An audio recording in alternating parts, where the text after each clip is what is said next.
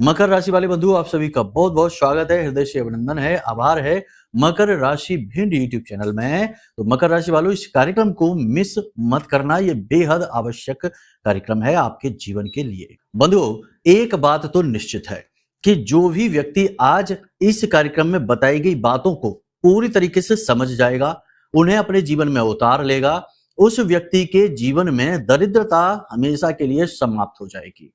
पितरों का आशीर्वाद, उसके आराध्य देवता का आशीर्वाद उसे प्राप्त होगा, क्योंकि आज के इस कार्यक्रम में एक ऐसी विचित्र प्रश्नोत्तरी चलेगी, समस्याओं का ऐसा गूढ़ समाधान आपको दिया जाएगा जो अब तक आपने कभी ना तो सुना है और ना ही आपको किसी ने बताया है। इन बातों को जिसने भी जीवन में उतार लिया, उसके जीवन में 101% गारंटी के साथ समस्याओं के समाधान हुए हैं और उसके कर्म कटकर उसके जीवन में शुभ घटनाओं का आगमन हुआ है। कह सकते हैं कि सौभाग्य के दरवाजे खुले हैं। अब हम जानते हैं कि आप ऐसी बातों को पहले भी कई बार सुन चुके हैं, जिसमें वादे बड़े बड़े किए गए, लेकिन उनके प्रतिफल, उनके निष्कर्ष ना के बराबर ही मिले हैं। इस वजह से ये बातें सुनकर आपको कोई खास आश्चर्य नहीं होता, उत्सुकता मन में नहीं जागती। लेकिन हम आपको यकीन दिलाते हैं कि आज इस कार्यक्रम में जो भी बातें हम आपको बता रहे हैं, उनमें बहुत सारी बातें तो पूरी तरीके से शास्त्र की गहराइयों से निकाली गई हैं। कई पुराणों के बारे में विस्तृत वर्णन करने के साथ साथ हम आपको समझाएंगे भी कि ये कैसे कार्य करती हैं चीजें, और सबसे बड़ी बात कि महामाई की दिव्य अनुभूतियों पर आधारित हैं। जब हम ध्यान में बैठते हैं साधना के समय और काल में, उस समय महामाई हमारे मन में कुछ न कुछ विचार अवश्य डालती हैं। वो विचार उस सूक्ष्म जगत से आए हुए होते हैं, गुरुओं के द्वारा दिए गए होते हैं, और उन विचारों को महामाई की कृपा, उनका आशीर्वाद समझकर हम ग्रहण करते हैं, और फिर उन्हीं विचारों के आधार पर, उसी जानकारी के आधार पर हम आपको चीजें बताते हैं। अगर आप इन चीजों को पूरे भाव के साथ समझें, देखो भाव अत्यंत आवश्यक है, क्योंकि हम जिस चीज के बारे में बात कर रहे हैं, यानी जीवन के संकट और इनके निदान, ये भौतिक जगत की क्रियाओं से तो संभव ही नहीं है, क्योंकि भौतिक जगत तो बनाई है पीड़ाएं प्राप्त करने के लिए। अगर इस भौतिक जगत में आपको सुख प्राप्त करना है, तो आपकी आध्यात्मिक उन्नति होना अत्यंत अनिवार्य है। यदि आप चीजों में ही उलझे रह जाएंगे, तो आप ऐसे कुचक्र में फंसेंगे कि आप कभी सुखी नहीं हो सकते। चाहे लाखों करोड़ों की दौलत ही क्यों ना आपके जीवन में आ जाए, हर एक चीज आपके जीवन में आ जाए, तब भी आपके दुख के कारण आपके पास चिपके ही रहेंगे, वो आपसे दूर कभी नहीं होंगे। आध्यात्मिक उन्नति हासिल करते ही हर स्थिति में सुखी रहने का सीक्रेट पता चल जाता है। तो कहने का मतलब यह है कि इस माया की उलझनों से बाहर निकलने का मार्ग माया में ही मौजूद है। जरूरत है तो सही ज्ञान और अपनी आत्मिक उत्थान और गुरु का सही साथ मिल जाने की। जब इतनी चीजें एक साथ मिलती हैं, तो जातक स्वतः ही प्रसन्न रहने लगता है, आनंद की स्थिति में जाता है। याद रखना कि सुख का विपरीत दुख है, खुशी का विपरीत दुखी होना है, लेकिन आनंद का कुछ भी विपरीत नहीं है। आनंद अपने आप में पूर्ण है, तो आनंद की स्थिति उत्पन्न होती है। तो आज के इस कार्यक्रम को देखकर वही सारी चीजें, अनुभूतियां आपको हासिल होंगी, हमारे जीवन का अनुभव आपको प्राप्त होगा, और कुछ सटीक उपाय और क्रियाएं आपको मिलेंगी जो पितृपक्ष समाप्त होने से पहले पहले आपके जीवन में पॉजिटिविटी लाने की गारंटी है। उम्मीद करते हैं सारी बातें आप समझ रहे हैं। 5 बड़ी भविष्यवाणियां भी बताएंगे, समय और काल में कहां शक्ति छुपी है जिसका आप उपयोग कर सकते हैं, ये भी आपको समझाएंगे। सारी बातें बेहद महत्वपूर्ण हैं, बस अंत तक बने रहना, ये आपकी ड्यूटी है। हमारी ड्यूटी है, हम आपको श्रेष्ठतम देंगे, आपकी ड्यूटी है आपको उसे ले लेना है। कॉपी पेन लेकर बैठना, कुछ जगह पर आपको चीजें नोट भी करनी पड़ सकती हैं। सारी बातें आपने समझ ली हैं। अब चलिए महामाई को याद करते हैं, उनका अभिवादन करते हैं। कमेंट बॉक्स में पूरे भक्ति भाव के साथ लिख डालिए, जय मां भद्रकाली कृपा करो। महामाई निश्चित तौर पर आपके ऊपर कृपा कर ही चुकी हैं, तभी ये कार्यक्रम एक संकेत के रूप में आपके जीवन में आया है कि इसे ग्रहण कर लो, इसे मिस नहीं करना। भाव यदि माई के लिए और गहरा है, तो कमेंट में ये भी लिखिए कि मैं भी माई के परिवार का हिस्सा हूं। बंधु, हम आपको एक बार फिर से बता दें कि 22 सितंबर से नवरात्रि प्रारंभ हो रही हैं। विशेष नवरात्रि है, इसमें विशेष अनुष्ठान किए जाएंगे। 9 दिनों तक लगातार महाअनुष्ठान किया जाएगा। भीषण से भीषण, विषम से विषम परिस्थिति से बाहर निकालने की शक्ति नव देवियों के पास है, इसीलिए नव देवी की शरण में जाने से बेहतर कुछ भी नहीं है। तो आपको यदि इस महानुष्ठान में भाग लेना है तो संपूर्ण जानकारी आपको वीडियो में दिए गए नंबरों से प्राप्त हो जाएगी। और ये बताने का उद्देश्य हमारा ये नहीं कि आप शामिल हों, ये मजबूरी है, नहीं। आप नहीं भी शामिल होंगे तब भी हम अपना कर्म करेंगे, क्योंकि हमारा तो उद्देश्य यही है, माई की सेवा करना, साधना के बल को बढ़ाना और माई के पवित्र चरणों में विलीन हो जाना, इस मृत्यु और जीवन के कुचक्र से बाहर निकल जाना। तो बस हम तो करेंगे ही, आपको भी यदि कुछ लाभ लेना है, कुछ परसेंटेज आपको भी चाहिए, तो आप भी आ जाइए, स्वागत करते हैं आपका। ठीक है, चलिए बंधुओं, अब कार्यक्रम में आगे बढ़ते हैं। कहते हैं 5 बड़ी भविष्यवाणियों की चर्चा। जय माई की। बंधुओं, ज्योतिष और तंत्र विद्या के क्षेत्र में आचार्य अमित एक जाना माना नाम है।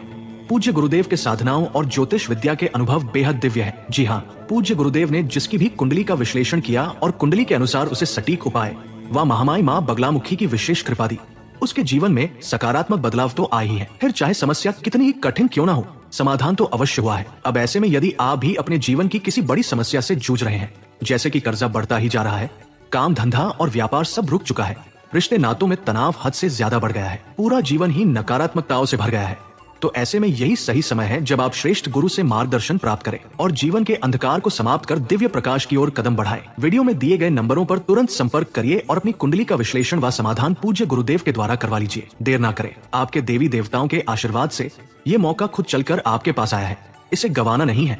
अभी फोन करें और गुरुदेव से मार्गदर्शन प्राप्त करें। महामाई आपका कल्याण करें। धन्यवाद। सबसे पहले आपको हम बता दें कि चंद्रमा अच्छी स्थिति में गोचर कर रहे हैं आपके चार्ट में। इस अच्छी स्थिति का पहले तो उच्च की राशि में, फिर मित्र राशि में गोचर है और उसके बाद स्वराशि में गोचर है। यानी आने वाला समय और काल 5 से 7 दिनों का बहुत अच्छा है। मन आपका मजबूत रहेगा, निर्णय लेने की क्षमता आपकी बढ़ेगी। सूर्य देवता का भी गोचर बहुत पॉजिटिव होने जा रहा है। केतु से सूर्य देवता का रिश्ता जो है ना वो समाप्त होने जा रहा है, संबंध समाप्त होने जा रहा है। तो ये कहीं ना कहीं पॉजिटिव स्थिति आपके जीवन काल में, आपके चार्ट में बनने जा रही है। आपको इसका लाभ मिलेगा। 3-4 तरीके से इसके लाभ आपको समझ में आएंगे। पहला कि मानसिक तौर पर आप मजबूत महसूस करेंगे, निर्णय लेने की क्षमता तो बेहतर होगी ही, भले बुरे का सही ज्ञान होगा आपको और अपने और परायों का भी सही ज्ञान आप हासिल कर पाएंगे। जो भी आपको पीड़ाएं पहुंचाने की सोच रहे हैं, यानी कि आपकी पीठ के पीछे बुराई करते हैं, आपका अहित करना चाहते हैं, आपके छिपे हुए शत्रु हैं, वे पूर्ण रूप से निष्फल हो जाएंगे। और सबसे बड़ी बात यह है कि आपके जीवन में धन का आगमन होगा, अपॉर्चुनिटी, मौके अवसरों का आगमन होगा। यदि आप जॉब बदलना चाहते हैं तो ये समय बहुत अच्छा है। आपको नई जॉब के ऑफर मिलेंगे, विशेष ऑफर मिलेंगे। आप चाहें तो इस समय और काल का पूर्ण उपयोग कर सकते हैं, अपनी जॉब बदल सकते हैं, नए बिजनेस की शुरुआत कर सकते हैं। समय अच्छा है। फिर भी हम आपको ये कहेंगे कि किसी भी नए काम की शुरुआत अभी आप ना करें। पितृपक्ष चल रहा है तो ज्यादा बेहतर है रोक कर रखें। 22 तारीख से नवरात्रि प्रारंभ होंगे, उस समय पर आप करेंगे तो सर्वश्रेष्ठ फल प्राप्त होंगे। फिलहाल जीवन शैली में बदलाव में कोई समस्या नहीं, वो आप कर सकते हैं। लेकिन इससे पहले भी हम आपको एक सलाह दे दें कि जीवन में कोई भी बड़ा बदलाव करने से पहले, जैसे नौकरी बदलना चाहते हैं, कार्यस्थल पर परिवर्तन करना चाहते हैं, कुछ भी करना चाहते हैं, तो अपनी कुंडली अवश्य दिखाएं। क्योंकि जो हम भविष्यवाणियां बता रहे हैं वे तो सामान्य भविष्यवाणियां हैं, राशिगत हैं। राशिगत भविष्यवाणियां कभी कभी बनती हैं, कभी कभी नहीं भी फिट होती हैं, क्योंकि एक ही राशि के लाखों करोड़ों लोग हैं। लेकिन आप अपनी कुंडली दिखाएंगे तो आपके खुद के जीवन में चल क्या रहा है, कौन सी ग्रहों से पीड़ाएं आ रही हैं। कभी केवल एक ग्रह मात्र ही जीवन में कष्ट का कारक बन जाता है और जातक उस कष्ट को आजीवन भोगता रहता है। 45, 50, 60 साल की उम्र में जाकर उसे होश आता है, तब कुंडली दिखाता है तो पता लगता है कि अरे भाई, तुम्हारी कुंडली में तो मंगल बद के होकर बैठे हैं, नवम भाव में बैठे हैं, ये तो आपके भाग्य उदय के बाधक हैं। ये कर्जा आपको मुक्त होने ही नहीं देंगे। जब भी आप कोई काम करने चलेंगे पहले कर्जा बढ़ा देंगे और कर्जे से आपको मुक्त होने नहीं देंगे। या फिर मांगलिक योग बना बैठा है और मांगलिक योग की वजह से एक तो आर्थिक स्थिति खराब चल रही है, ऊपर से जीवन साथी के साथ लगातार टकराव की स्थिति में। मतलब कहने का यह है कि केवल एक ग्रह दोष की वजह से जीवन ही खराब हो जाता है। तो बेहतर यह है कि आप अपनी कुंडली दिखा लें, तब कोई बड़ा निर्णय लें, अच्छा कार्य करें।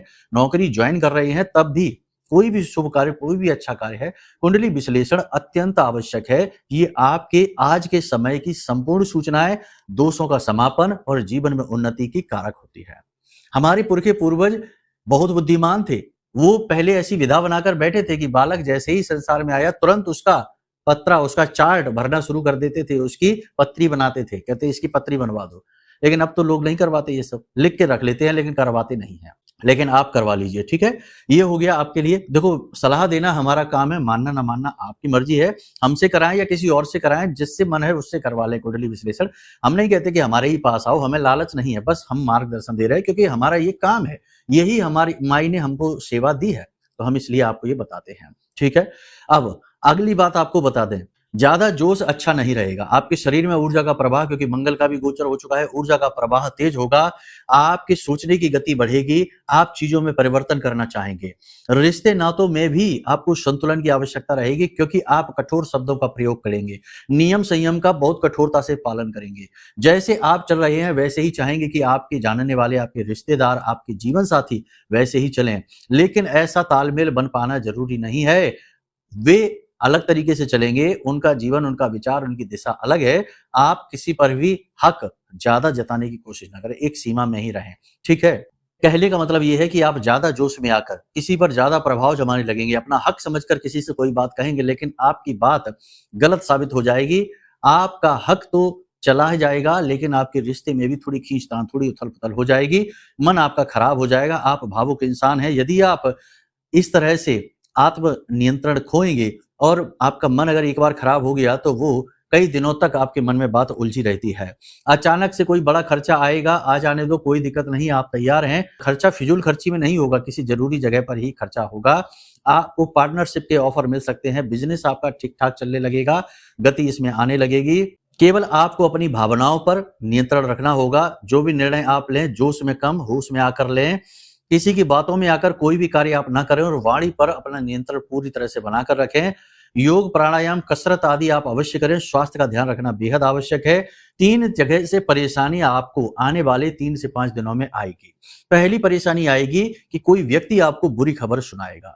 दूसरी परेशानी आएगी कि स्वास्थ्य को लेकर आपको कष्ट हो सकता है, यानी अचानक से आपकी तबीयत खराब हो सकती है। तीसरी परेशानी आएगी कि लोग आपकी छवि खराब करने की कोशिश करेंगे। बिना मतलब में आपके पीछे षड्यंत्र रचेंगे, आपके खिलाफ बोलेंगे, बातें बनाएँगे और आपको बदनाम करने की कोशिशें करेंगे।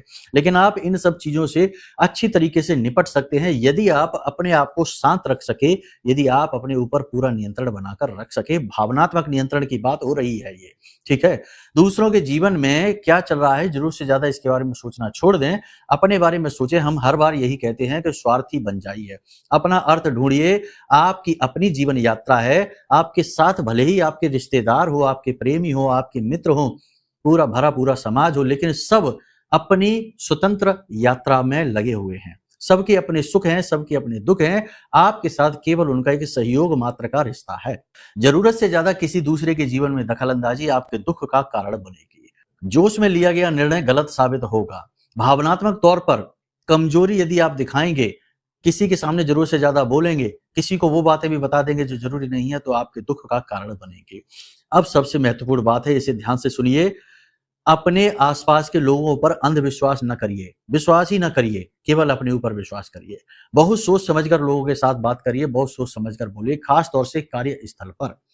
दूसरा ये कि जो आपका वफ़ादार है, जो आपका सहयोगी दिखाई दे रहा है, वही कुछ समय के बाद आपके साथ धोखा करने जा रहा है, तो थोड़ा उसके ऊपर नज़र रखिए। आपके व्यापार में, आपके बिज़नेस में आपका पार्टनर है, आपका कोई बहुत वफ़ादार एम्प्लॉयी है या कोई भी व्यक्ति है, आपके रिश्ते में आपका भाई ही क्यों ना हो, तब भी उसके ऊपर अपनी नज़र रखिए, एक आँख अपनी खुली रखिए, देखिए कहीं ऐसा ना हो कि अंदर ही अंदर वो कुछ ऐसा आपके लिए प्लान कर रहा हो कि अचानक से आप ऐसी चीज़ें देखें जिन्हें आप सह ही ना पाएँ। जी हाँ, पहले भी आपके साथ ऐसी स्थितियाँ बनी हैं, फिर से बन सकती हैं, तो थोड़ा-सा अलर्ट रहने की आवश्यकता है। कहने का मतलब ये है कि भावनात्मक तौर पर आँख बंद करके ना बैठिए, आँखें खोल कर बैठिए, प्रैक्टिकल जीवन जिए, ठीक है? ये तो आपके जीवन की भविष्यवाणियों के बारे में हमने आपको बता दिया। अब हम आपको बताने जा रहे हैं कुछ विशेष सूत्र। देखो, हमारे पुरखे पूर्वजों ने या यूँ कहें कि हमारे ऋषि-मुनियों ने हमारे जीवन काल को, पूरे वर्ष भर को विशेष समय और काल में गढ़ा है। यानी कि एक निश्चित समय के बाद नवरात्रि आती हैं, फिर शिवरात्रि है, कहीं कुछ ऐसे करके चलते रहते हैं। ऐसे ही पितृपक्ष का जो समय है, पितृपक्ष का समय क्या है? पितृपक्ष का समय है प्रायश्चित का समय। जी हाँ, ये अंत का समय है, यानी ये मृत्यु का काल होता है। इसीलिए किसी मांगलिक कार्य को, यानी जिसमें मुहूर्त की आवश्यकता होती है, ऐसे किसी भी कार्य को इस समय और काल पर नहीं किया जाता है। क्योंकि वह फलित ही नहीं होगा, क्योंकि ये अंत का समय है। ठीक है, तो ये प्रायश्चित का समय है। प्रायश्चित कैसा? हम जब अपने पितरों को पिंडदान, तर्पण आदि क्रियाएं करते हैं तो असल में हम उनके प्रति प्रायश्चित ही तो कर रहे हैं कि हमसे कहीं कोई भूल चूक हो गई हो तो आप उसे क्षमा करें, पूजा आदि करते हैं। ठीक है, समझ पा रहे हैं आप हमारी बात को? याद रखना, ये बातें आपको कोई बताएगा नहीं, हम बता रहे हैं आपको, जो वो बहुत ठोस प्रामाणिक बातें हैं। अब आपको क्या करना है? पहले तो देखो अपने भाव को, जो भी समय काल पितृपक्ष का गुजर गया उसे जाने दो। अब जो है उसमें आपको प्रतिदिन सुबह जब आप सोकर जागें तो अपने जीवन के लिए, अपने आसपास के परिवेश के लिए, जो भी कुछ आपको अपने पितृ पूर्वजों से मिला, ज्ञान, बुद्धि, बल, जो भी कुछ मिला, उस सब के लिए अपने पितरों को धन्यवाद अवश्य दें। ठीक है, ये बेहद आवश्यक है। ऐसा करने से आपका भाव परिवर्तित होना शुरू हो जाएगा और दिन के शुरुआत से ही, प्रारंभ होने से ही पितरों की कृपा आपके साथ रहनी शुरू हो जाएगी। अब आप सुनिए, दोपहर को लगभग 11:30 बजे से 12:15 बजे तक का समय जो होता है, इसे कुतप बेला कहा जाता है, कुतप काल कहा जाता है। 24 घंटे में 30 मुहूर्त होते हैं, 48 मिनट का मुहूर्त होता है और दिन के समय 15 और रात्रि के समय 15 मुहूर्त होते हैं। आप समझ ही रहे होंगे, मुहूर्त तो आपने सुना ही होगा, 48 मिनट का एक मुहूर्त होता है, तो ऐसा ही एक मुहूर्त होता है जिसे कुतप बेला कहा जाता है। पितरों के लिए कोई भी कर्म जब किया जाता है तो वो इस कुतप बेला में यदि कर दिया जाए तो वह सीधा पितरों से जाकर जुड़ जाता है, यानी कि इस बेला का सीधा संबंध पितरों से है। पीपल के वृक्ष का, यानी इस कुतप बेला में, शास्त्रों में कहा जाता है कि कुतप बेला में पीपल के वृक्ष के नीचे पितरों का वास होता है। पीपल का वृक्ष ऐसा है जिसमें कई प्रकार की देवी देवताओं का वास होता है। एक तरफ तो लक्ष्मी और दूसरी तरफ अलक्ष्मी का भी वास इसमें माना जाता है। तो आप समझिए, तो अब आपको क्या करना है, ध्यान से सुनिए। सबसे पहले तो आप जब सुबह सोकर जागे तो अपने पितरों को आभार व्यक्त करें और मन में इस मंत्र को बोले, मन में बोले, ओम पितृ देवताभ्यो नमः, ओम पितृ देवताभ्यो नमः। इस प्रकार से बोले, 3 बार बोले। उसके बाद बोले ओम स्थान देवताभ्यो नमः, ओम स्थान देवताभ्यो नमः। 3 बार इस मंत्र को बोले और फिर बोले ओम कुल देवताभ्यो नमः, ओम कुल देवताभ्यो नमः। 3 बार इस मंत्र को बोले, यानी 3 बार इन मंत्रों को आपने बोला, मन में बोलना है, उच्चारण नहीं करना, अपने बिस्तर पर बैठे बैठे ही करना है। उसके बाद थोड़ी देर के लिए आंखें बंद करके ध्यान की मुद्रा में बैठना है। कुछ भी सोचना विचारना नहीं है, मोबाइल फोन नहीं देखना है, मन को शांत रखना है।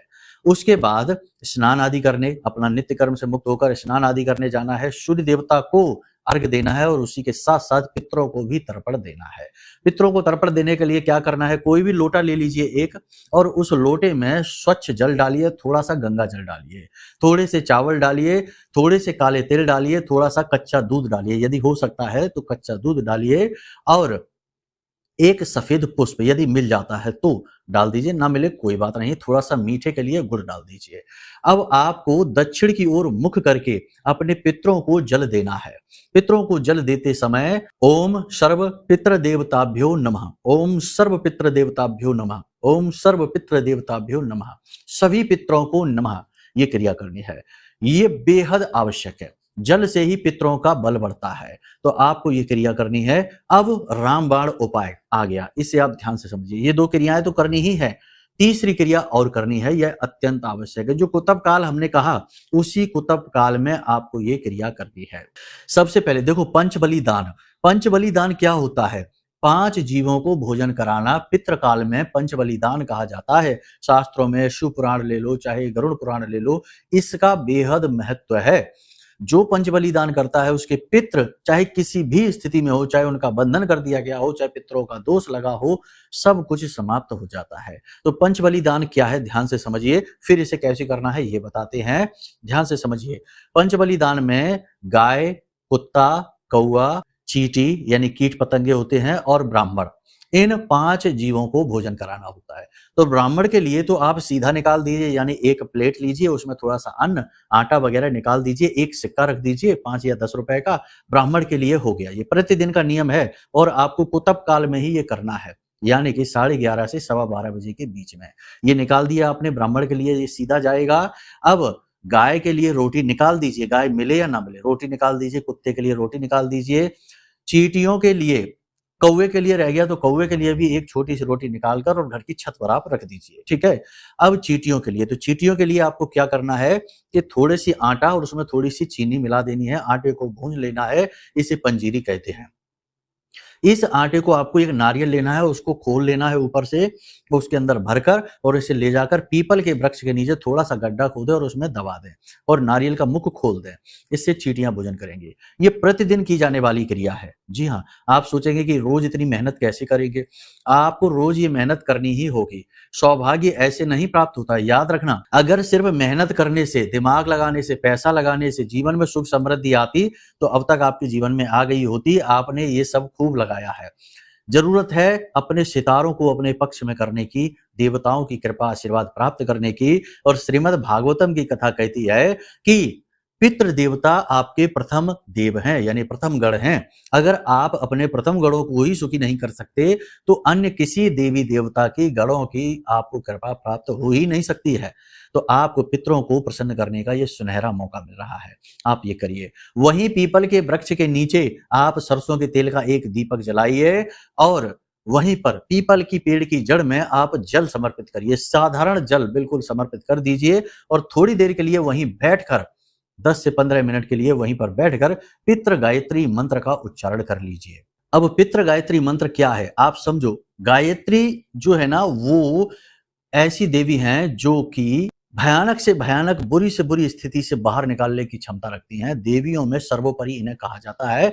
सभी देवी शक्तियां इनके अंदर समाहित होती हैं, ठीक है ना। कह सकते हैं कि सभी देवियों का एक रूप गायत्री है। तो अब हर एक मंत्र में गायत्री का जब अनुमोदन किया जाता है तो पितृ गायत्री बन जाता है। तो पितरों का यह विशेष मंत्र है जिसे पितृ गायत्री कहते हैं। यह बेहद शक्तिशाली मंत्र बन जाता है। इस मंत्र का आपको उच्चारण करना है। मंत्र आपके मोबाइल की स्क्रीन पर दिखाई दे रहा है, हम आपको बोलकर भी बता देते हैं। ओम पितृगणाय विद्महे जगत धारणी धीमहि तन्नो पित्रो प्रचोदयात्। ये मंत्र हमने आपको बोलकर भी बता दिया है। इस मंत्र का आपको उच्चारण करना है। इसी के साथ साथ देवी की साक्षात कृपा अपने जीवन में लाने के लिए, देवी का प्रेम, उनका आशीर्वाद अपने जीवन में लाने के लिए आपको देवी के लिए विशेष अनुष्ठान तप करने चाहिए। लेकिन इस भौतिकवादी जीवन में अनुष्ठान तप करना इतना आसान नहीं है, क्योंकि रोजी रोटी भी कमानी है। तो इसी समस्या के, क्योंकि हर इंसान नहीं कर सकता महामाई को प्रसन्न, तो हमने अपनी साधना बल से हमारी जो आराध्य देवी हैं महामाई मां बगलामुखी, उनका महारक्षा कवच निर्मित किया है जो कुछ इस प्रकार से दिखाई देता है। आप इस महारक्षा कवच को ऑर्डर कर सकते हैं। यही सही समय और काल है जब आप इस महारक्षा कवच को ऑर्डर करके देवी की साक्षात कृपा और आशीर्वाद प्राप्त कर सकते हैं। याद रखना कि ये भाव से जुड़ा हुआ है। कुतर्क करेंगे, उल्टी सीधे विचार मन में लेकर आएंगे तो बिल्कुल ऑर्डर न करें, आपके लिए है ही नहीं ये। पहले मन को शुद्ध करिए, चित्त को शुद्ध करिए। बहुत ही छोटी सी दक्षिणा में इस कवच को हम आपको उपलब्ध करा रहे हैं, जो इसका निर्माण मूल्य ही है, ठीक है। बेचना नहीं है, बेचना होता तो इसकी दक्षिणा बहुत बड़ी कर देते हैं हम लोग, ये कर भी रहे हैं। लेकिन कोई बात नहीं है, ये सारी बातें समझने की हैं, भाव की हैं। महामाई की सीधी कृपा और आशीर्वाद आपको इससे प्राप्त हो जाएगी, ये बात की गारंटी है। हमने अपनी साधना का बल दिया है, विशेष मंत्रों से इसे जागृत किया है। जब आप इसे खुद धारण करेंगे तो आपको महसूस होगा ये किस प्रकार की शक्ति को लेकर आया है, ठीक है। तो आप ये भी कर सकते हैं। बाकी जो हमने बातें बताई हैं कार्यक्रम में, इन बातों को जीवन में उतारिए, आचरणों पर विशेष कार्य करिए, क्योंकि पितरों को गलत आचरण बिल्कुल भी पसंद नहीं है। असल में आज के समय में 70 से 80% लोगों के जीवन में पितृदोष लगा हुआ है। जी हाँ, आश्चर्य होगा आपको ये जानकर। और पितृदोष लगा ही इसलिए है कि घर में उल्टे सीधे नशीले पदार्थों की बोतलें रखी हैं, उल्टे सीधे कर्म हो रहे हैं, लोग जाने क्या क्या कर रहे हैं, पैसा कमाने के लिए अपना दीन ईमान तक बेचने में लगे हुए हैं। पूजा पाठ आराधना भी लोग इसीलिए कर रहे हैं कि भगवान से भी मांगने में लगे हुए हैं। यानी हर जगह से केवल और केवल लालच झलक रहा है। लोगों की वासनाएं, इच्छाएं इतनी बढ़ गई हैं कि ना रिश्तों का महत्व है, ना चीजों का महत्व है, यहाँ तक कि भगवान का भी कोई महत्व नहीं है। अगर भगवान कुछ दे नहीं पाते हैं तो लोग भगवान को भी उल्टा सीधा कहने लगते हैं, पूजा पाठ बंद कर देते, कह देते हमें तो कुछ मिला नहीं, छोड़ो, कोई मतलब नहीं। तो आप समझिए कि ये कैसा युग है, भयंकर विनाशकारी नकारात्मक युग है ये। तो ऐसे युग में अपने आप को बचा कर रख पाना, अपने आचरणों को शुद्ध रख पाना बेहद मुश्किल है। बहुत ही सौभाग्यशाली होते हैं वे लोग जिन्हें ऐसे भयानक भीषण युग में सदगुरु का आशीर्वाद मिल जाता है, प्रेम मिल जाता है। आपको भी मिल जाएगा तो आप भी सीधे अपने उस परम तत्व के बोध को प्राप्त कर लेंगे। ठीक है, कोई बात नहीं है। फिलहाल आप अपने आप का आकलन करते रहिए, अपने चित्त को, अपने मन को शुद्ध बनाकर रखिए। ठीक है, इस प्रकार पितरों की बड़ी सरलता से प्राप्ति होती है। उम्मीद करते हैं सारी बातों का आप उपयोग कर पाएंगे, इन्हें आप समझ पाएंगे और इन बातों का आपको लाभ भी प्राप्त होगा। अगर आपने सब कुछ ठीक से समझ लिया तो लाभ तो 100% मिलेगा। ठीक है, चलिए बंधुओं, कार्यक्रम को यहीं विराम देते हैं। माई के प्रति अपनी आस्था और विश्वास जरूर बनाकर रखिए, क्योंकि आपका उद्धार तो माई माँ बगलामुखी ही करेंगी। ठीक है, प्रेम से बोलिए जय माई की, जय माँ बगलामुखी। हमारे प्रिय और परम पूज्य आचार्य जी ने अपनी साधनाओं के अनुभवों पर आधारित शक्तिशाली उपाय और क्रियाओं के माध्यम से हजारों लोगों के जीवन को पूरी तरह से बदला है। आचार्य जी के द्वारा बताया गया हर एक उपाय इतना सटीक और कारगर होता है कि जो भी इसे पूरे भाव के साथ कर लेता है उसे साक्षात महामाई की कृपा और आशीर्वाद प्राप्त हो जाती है। इसलिए निसंकोच इन उपायों को पूरे भाव के साथ करिए, आपका कल्याण होगा। जय माई की।